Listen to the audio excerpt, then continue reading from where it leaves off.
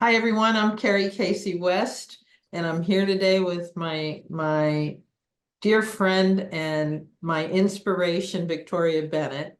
I met Thank Victoria you. through the Crowdfunding Hub. She took me through my angst and obstinance and understanding what crowdfunding was about and why the hell was it even important.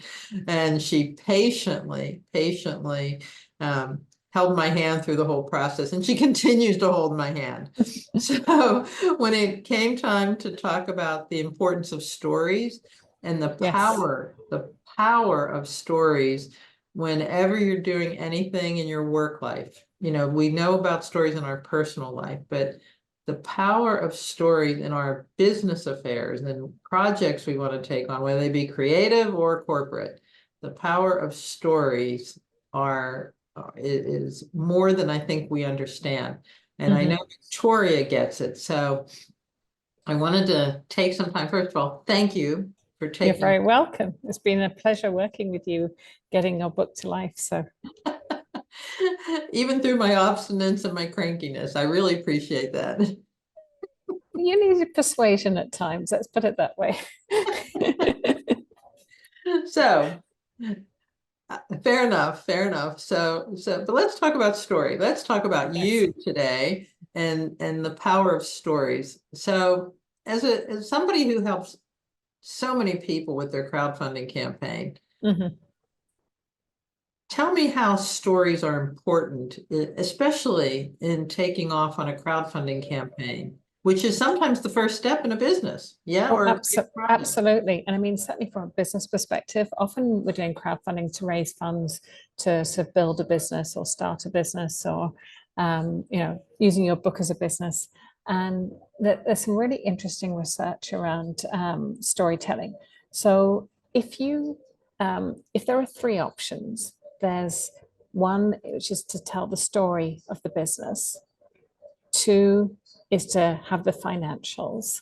So, the what you planned, to spend to make how much and where you want to be in 5 years, etc. And three, which is a blend of the two. So tell the story and and have the financials. If you had those three options, which one would you think would make raise the most money? I'm going to go with story because that's what I'm all about. So I'm going to go with knowing the story. You're absolutely right. And even I, working in this space, before I knew that, I thought it would be story because you want to get that emotional connection and you want to show your alignment with people and the numbers. So the numbers to back it up. That to me seemed logical. But actually, the data shows story is the thing that makes that emotional connection and is what actually gets people to invest in a business or back a business. And I think that just to me, in the simplest terms, shows the power of the story. I love it. I love it. So you said something really important, and that is it's that emotional connection. Mm-hmm. I have a theory Mm. that I want to present to you, and that is how we came to be is who we are now. Mm-hmm. And I use that when I talk about personal origin stories. Mm-hmm. I think it applies in a creative process or in a business process. Because I'll tell you Mm-hmm. what, when I started a business 20 years ago, and Mm-hmm. all the writing and creative work I've done, starting that business was incredibly creative. It was giving birth to something that had never been done before. And Mm-hmm. that's creativity. But how it started impacted how the business went along. Mm-hmm. And so I'm thinking that how we came about our project, how we decided to write this book instead of a different one, talks about how our book does in 20 years even. Yeah. So how we came to be is who we are now, is my whole thought. What do you think Yeah. of it? No, I really like that concept. And I think I have the same principle. I agree. If we're talking specifically about a book, because that's what you just raised there. And there's two ways to sort of think about what you're going to write about. One is to see what's missing out there and create the book to fit that hole. And then you know there's a market out there, you know there's a niche, you know, that's great. But how motivated would you be to write that? If you're just doing it solely to make money and fill in a gap, you might be motivated. But I think if you see a book that you know you want to write, that's going to be far more motivating, and you're going to write a much better book than actually thinking. So I'm not saying don't think of the end point in mind, but actually building up that creativity from inside you and building that story up from inside you is probably going to be better for you in the long run. You just said something that's blowing me away. No, it's really important. How your story, how you came up with this idea speaks to your motivation. And motivation is such a critical part of the storytelling process. Oh, absolutely. I mean, like when I said, when we're going through crowdfunding campaigns, one of the things we often have to do is talk about the team. One of the big success criteria for a crowdfunding campaign is having a team. And I always get bios for the team members. And I always want to see three things in those bios. One is what you've done. So, you know, you've been a CFO of a company, or you've, you know, been a music producer or whatever. So those are the ones that gives you a bit of credibility.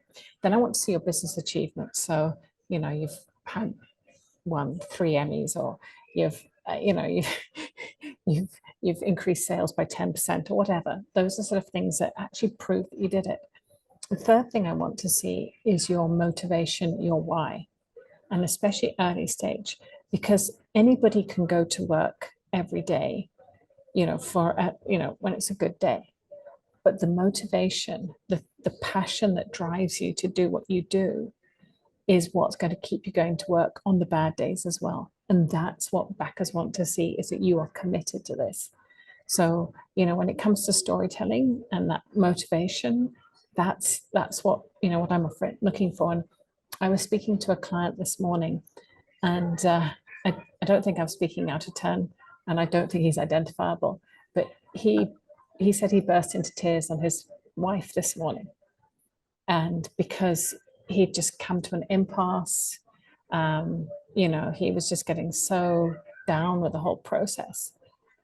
But then I spoke to him about the current trials he's running, that they're generating revenue, the massive global impact his invention can have. And he thanked me at the end of it, because I took him back to his motivation. I took him back to his why. And you need to have that to keep you going through the bad days. Because certainly in startups, you know, almost there are no overnight successes. Whatever you hear, they're not. They're 8-year overnight successes. It's just you haven't heard of them to the very last sort of few months, which is why you think of it as an overnight success. You don't see the blood, sweat, and tears that's gone into it. And so that's why having that motivation, they actually, I mean, I know my children's school, they said the biggest indicator of success was grit. Oh. And, you know, so being able to knuckle down and do stuff through the bad times as well as the good. And I think some people innately have grit, and you can push yourself through however bad things are. But if you're passionate about something, if you're motivated by something, you can push yourself more easily, because you're pushing for something you're aligned with. You can push for something that you really believe in. And I think that really helps. And you know, in your position, you probably see this a lot more than I do. So I'm going to ask the question, excuse me. You can see from a person's story the likelihood of them being successful. Absolutely, because one of the reasons is because they're passionate about the problem. And this is the other thing I'm looking for startups. I'm looking for them to be passionate about the problem, not passionate about their solution. Because if they're passionate about their solution, they can be blinded to the faults of their solution. And it's highly likely that their solution today is not the right solution. It may be 50% there, maybe 90% there, but it's going to need refinement. And if you're obsessed by your solution, you'll be blinded to the weaknesses in it, and it's more likely to fail. But if you're passionate about solving the problem, you are happy to keep refining, and get that best product out there. Yeah, wonderfully said. Well said. Thank you for that. You're So welcome. I promised you a 15-minute call. I could talk to you for hours, you know that anyway. But tell me a favorite origin story of yours. And it doesn't have to be one of your clients, known or unknown. I always use the example of AT&T, how, and being a Canadian Brit, you may not know this story, but when they broke up Ma Bell and took away all of Ma Bell's baby bells and made them their own, put them in different families and created new families, AT&T had to reinvent itself. And it took them decades to land on the mobile phone business. But there was a time, you know, they were not an overnight sensation. They were ripped apart and then had no idea who they were. And they had to come up with a whole new origin story. So what is your favorite origin story? Do you have one, something you can share? Well, I mean, I suppose, let's go back to why I do what I do. I did my first crowdfunding campaign 11 years ago.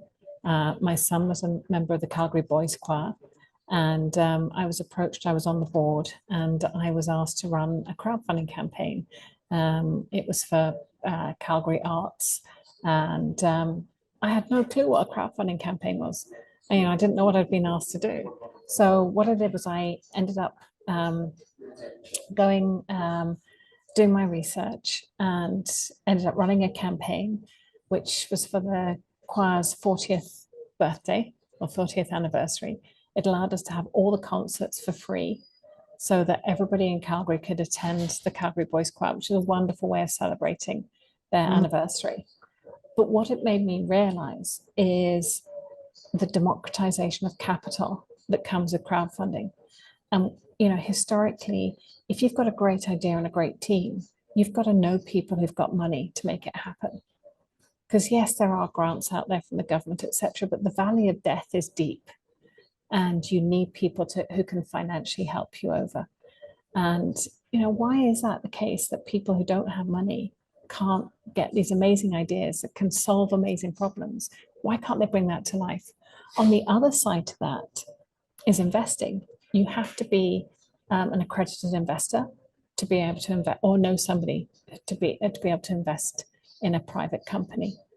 And yet you think of all the stories of Microsoft or Google, or the ones that all start in garages. And the classic tales of, if you invested $100 in one of those companies back then, you'd be a multi-millionaire. Why is that only the richest people who can do that? And so the other side about crowdfunding is it gives access to invest at the early stages of companies to everybody. And that, to me, I just love that other side of the democratization, not just being able to give the companies a chance, but also to give people, and there are rules in place so that you're not going to be destitute, you're not going to be homeless, you'll still be able to put food on the table. So we're not talking about major investment, but at least you can invest and you can back companies you believe in. And, I would never be where I am today, 10 years on, with a company doing this day in, day out, if it hadn't been for that Calgary Boys Choir. And, so that's the thing I'd say is, like, take every opportunity, grab everything. And if you like it, stick with it. If you don't like it, let it go. But just take it, because you never know what's going to come of it. This I can attest to. Well, that's a wonderful story. I had no idea. I did not know the origins of the Crowdfunding Hub. So now we have it. That's a great story. And one I can relate to. So I think a lot of people will be able to relate to it, how something grabs your attention. And 20 years later, it's like, oh, wow, had no idea. And it was forced upon me. I was like, so yeah, you just don't know. You don't know what's coming around the corner, and to grab the opportunity, just go for it. Yeah, well done, well done. Well, thank you. I You're really very welcome. appreciate your time, and I know we'll talk again.